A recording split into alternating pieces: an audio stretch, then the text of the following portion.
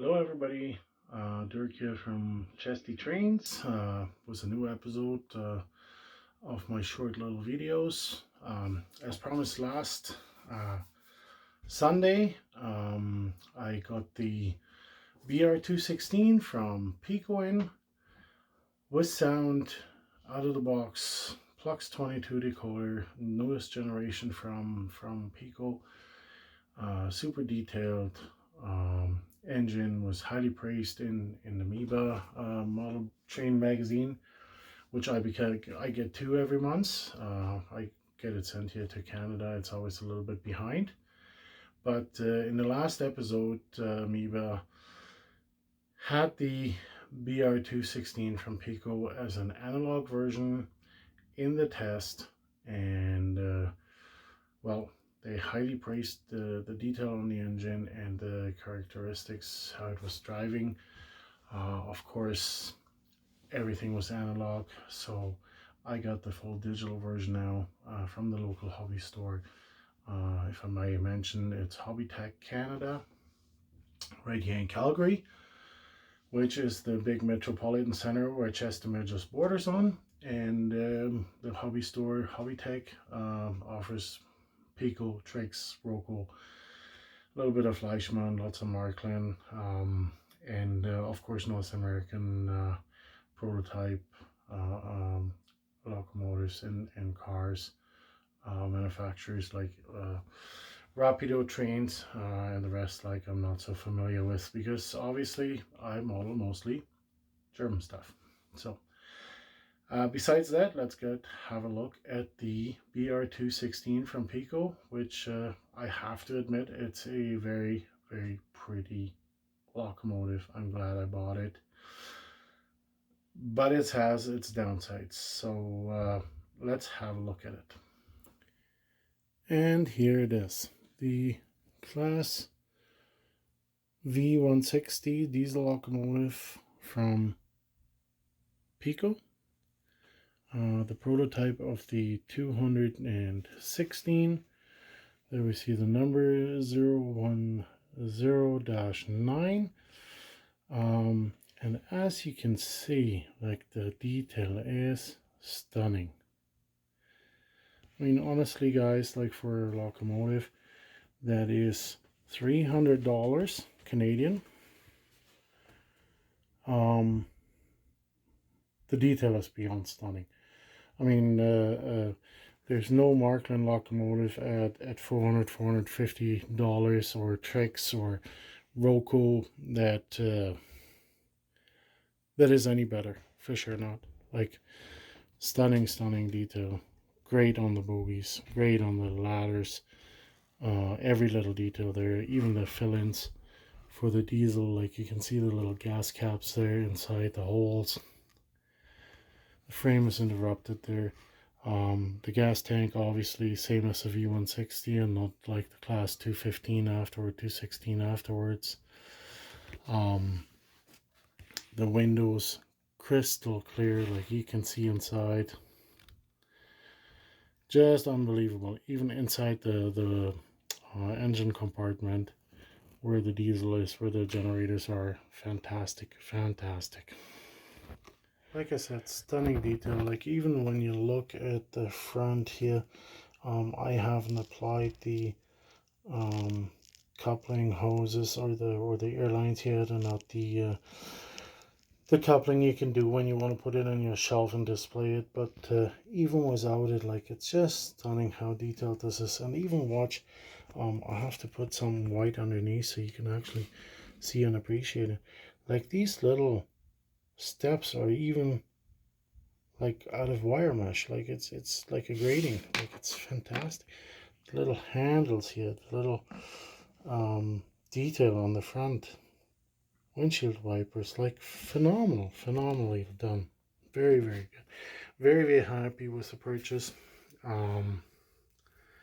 Great model. I'm glad I got one. I'm glad I bought one.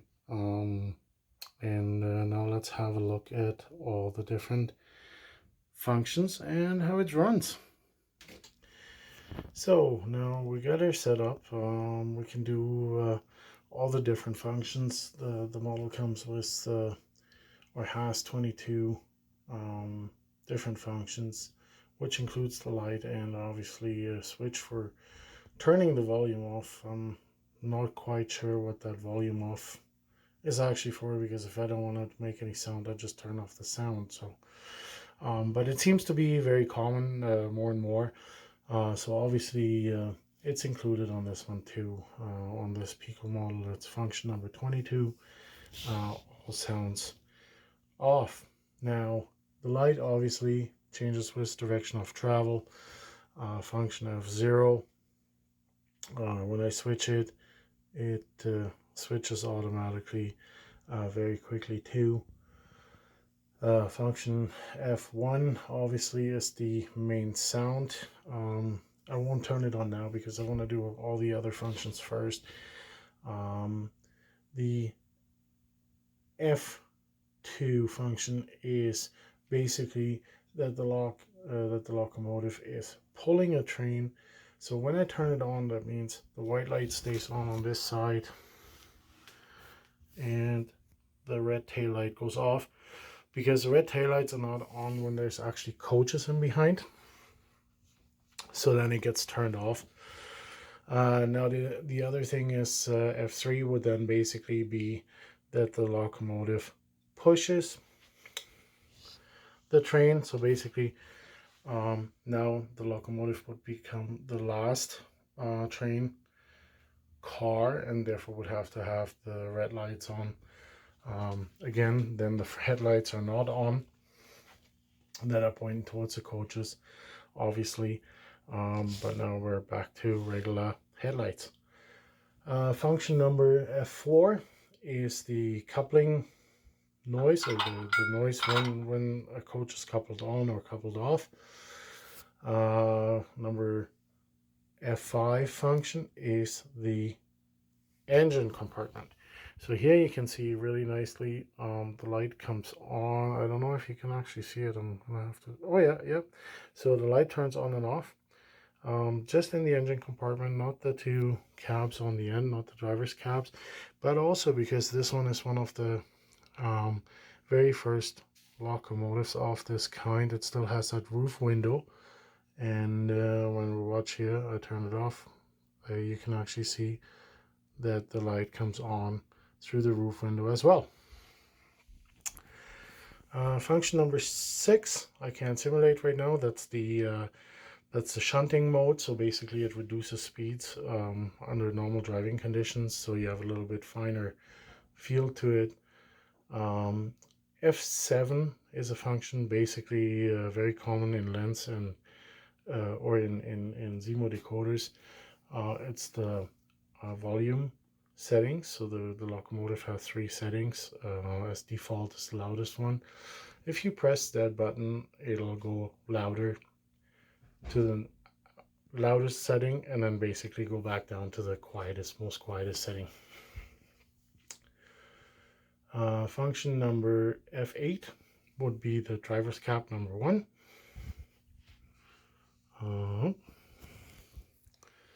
Now here we have driver's cap number 1, lights on, lights off, lights on, lights off. Same of course then with F9. I have the second driver's side. And then I have function number F10, and it's at locomotive engineer greeting.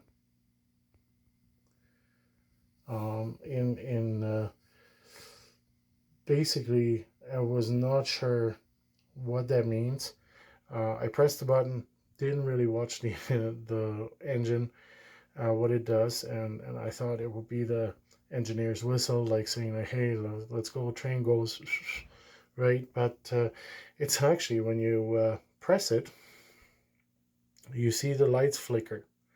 So basically the locomotive driver greets an oncoming train by dimming the lights. So that's this locomotive engineer or locomotive driver greeting.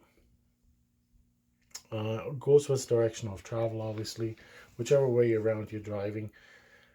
that will come on. Then F11 is the horn high pitch. F12 is the horn low pitch. F13 is the heater for the train, like the train heater. If the coaches don't have heating, then the heat gets applied by the locomotive, and I guess that's what the sound is that this heating makes.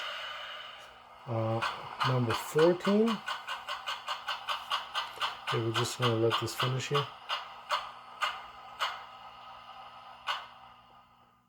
Number 14 is the air compressor. Oh, sorry, there we go. Number 14.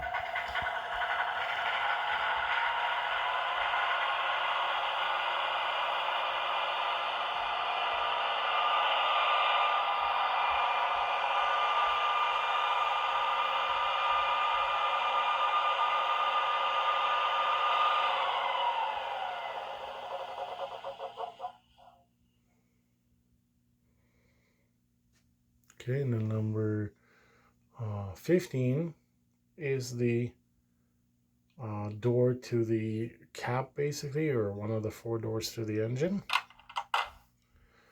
So obviously they smash in the door shut. Number 16, very interesting, the window, the engineer's cab window, I guess it's a sliding window, and it makes this sound. If that sound was that loud in real life, I think everybody would be quite scared that that window is going to fall out. Number 17 is the parking brake.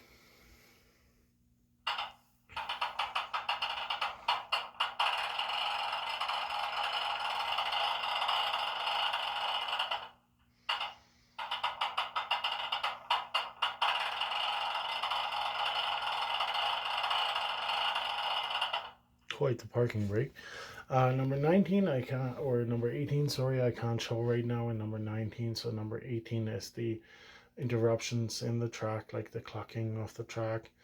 Number 19, F19 is the squeaking of the wheels going, you know, over switches or through corners. F20 is now the noise that it makes when they fuel this locomotive, and I put it as a push button. Maybe it's better to put it as a timed event, because I mean, gassing up a locomotive like that, I don't know how many liters it could hold, but I'm sure it would take a while. But just so here you can hear the sounds. F20.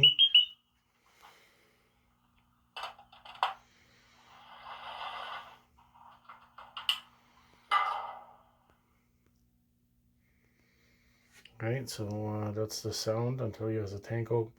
Then F21 is a windshield wiper.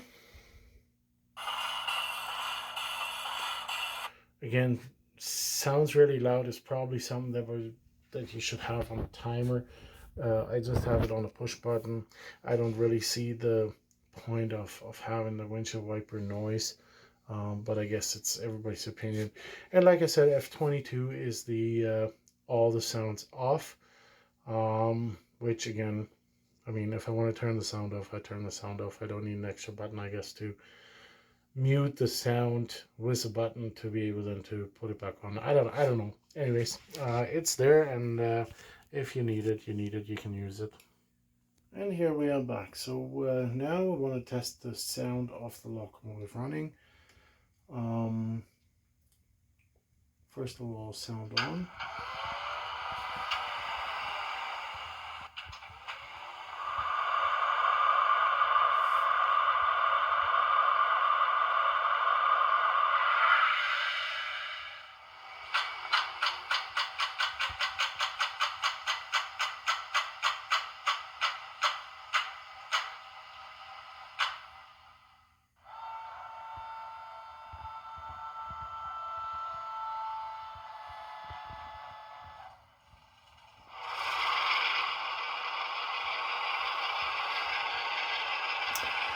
So now the sound is on. it's idling, the engine obviously, and now I can press the volume button, and as you can hear, it goes quiet. Actually, in four steps, it has 4 steps, it seems. Gets louder and more quiet. Okay, then I would say we're ready to go for our first ride. We'll turn the engineer's cap lighting on, and here we go.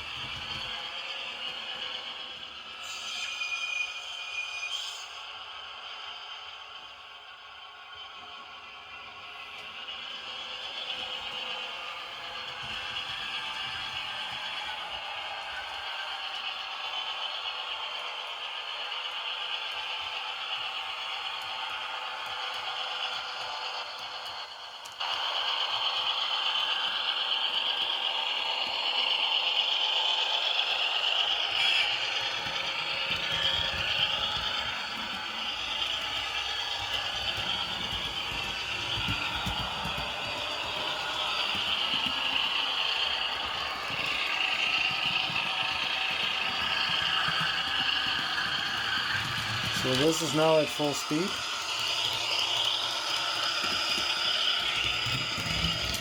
I gotta say, the sound is not very promising. When I slow down, there's not the typical gargling of the engine like you used to have, like you would have.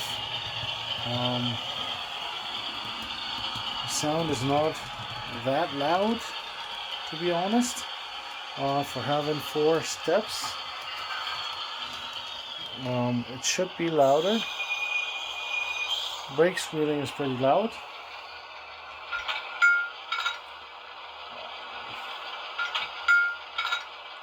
I think the sounds that all the functions make is much louder than the engine noise, which seems odd. Not sure.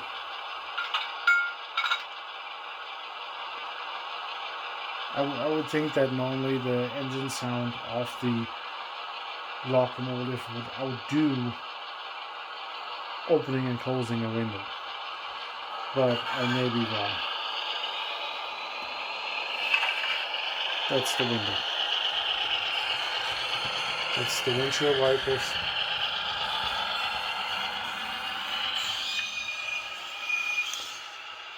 But honestly,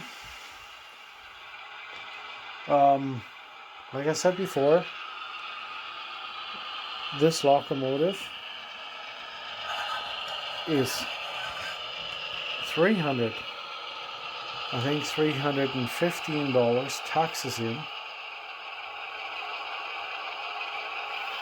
Canadian. So I mean, right now that's less than 200 euros. And look at the detail. I mean, honestly, guys, like, I think even if I had to buy this engine, take the decoder out and put a different decoder and put an ESU lock sound in there, or you know, a Zemo or a Woundwood, whatever you guys like. With a different sound, with a little bit better sound, a little bit more realistic. I still think this locomotive is a phenomenal deal. If I would have known, obviously, I would have said, okay, you know what, I'll buy it in the analog version and buy myself a decoder after the fact. But overall, great engine. Very well done, Piko. Love it. And it'll run for years to come. And of course, we'll have to make sure that this locomotive pulls, you know, a train of its time and can haul enough coaches. And as you can see, I put some silverfish coaches and some regular fast train or regional train coaches. Oops. Dirty track, and yeah, and it's pulling quite a few train cars without any problems, without complaining. Through the station, over switches, no problem. Right now we're at 2/3, 90 kilometers an hour roughly about, which would be probably pretty prototypical for a train that length and size.